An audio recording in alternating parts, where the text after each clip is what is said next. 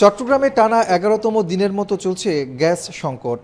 জ্বলছে না গ্যাস নির্ভর চুলা, ঘুরছে না যানবাহনের চাকা, বন্ধ রয়েছে শিল্প কারখানা ও বিদ্যুৎ কেন্দ্রের উৎপাদন।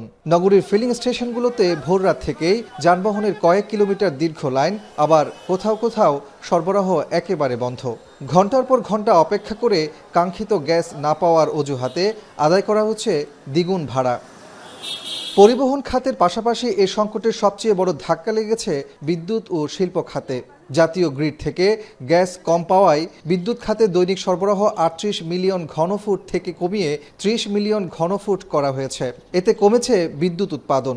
দৈনিক ২৫০ থেকে ৩০০ মেগাওয়াট লোডশেডিং করতে হচ্ছে চট্টগ্রামে।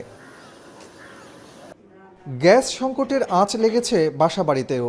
দিনের বড় একটি অংশে জ্বলছে না চুলা। বাধ্য হয়ে বাড়তি খরচে হোটেল থেকে খাবার কিনে আনতে হচ্ছে অনেককেই। প্রতিদিন প্রায় ৪০০ মিলিয়ন ঘনফুট গ্যাসের স্বাভাবিক চাহিদার বিপরীতে সরবরাহ পাওয়া যাচ্ছে মাত্র ২০০ মিলিয়ন ঘনফুটের মতো, যা মোট চাহিদার অর্ধেক। মহেশখালীর ভাসমান এলএনজি টার্মিনালে কারিগরি ত্রুটির পর দৈনিক ৪৫০ মিলিয়ন ঘনফুট সরবরাহ কমে যায়। তার উপর প্রাপ্ত সীমিত গ্যাসের বড় একটি অংশ ঢাকায় বেশি সরবরাহের কারণে চট্টগ্রামে এই সংকট তীব্র হয়েছে। আমরা গ্যাস পাইতেছি না, যার কারণে আমরা লাঞ্ছিত। কোম্পানিরা আমাদের মনে করেন ইনকাম ফুল নিতেছে, আমরা মনে করেন কোম্পানি থেকে ইনকাম দিতে হবে ফুল, একটা টাকাও মাপ নাই। কোনো লাইনের যদি সমস্যা থাকে বা গ্যাসের কোনো সমস্যা থাকে তাহলে ডিক্লেয়ার দিয়ে দেখ, আমরা 2 দিন দিব না, 3 দিন দিব না।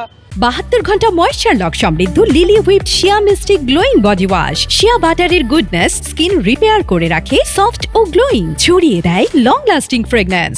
এদিকে ক্ষতিগ্রস্ত এলএনজি টার্মিনালের মেরামত কাজ শেষের দিকে দাবি করে আগামী ২-১ দিনের মধ্যে সরবরাহ স্বাভাবিক হবে বলছেন আরপিজিসিএল এর উপমহাব্যবস্থাপক। অবস্থানে আছি, আর সর্বশেষ আমরা ২-১ দিনের মধ্যে একটা পজিটিভ রেজাল্ট জাতিকে দিতে পারবো আশা করি। এদিকে রোববার বিকেল থেকে পূর্ব ঘোষণা ছাড়াই গ্যাস সরবরাহ বন্ধ হয়ে যাওয়ায় বিপাকে পড়েছেন ফেনী শহর ও আশপাশের এলাকার কয়েক হাজার মানুষ। রাতের ১২টা বাজেও থাকে না, অনেক সময় সকালে একটু থাকে, আর দেখেন না ৭টা-৮টা বাজছে, এরপর আর গ্যাস চলে না। চরম ভোগান্তিতে আবাসিক গ্রাহক, হোটেল ব্যবসায়ী এবং সিএনজি অটোরিকশা চালকরা।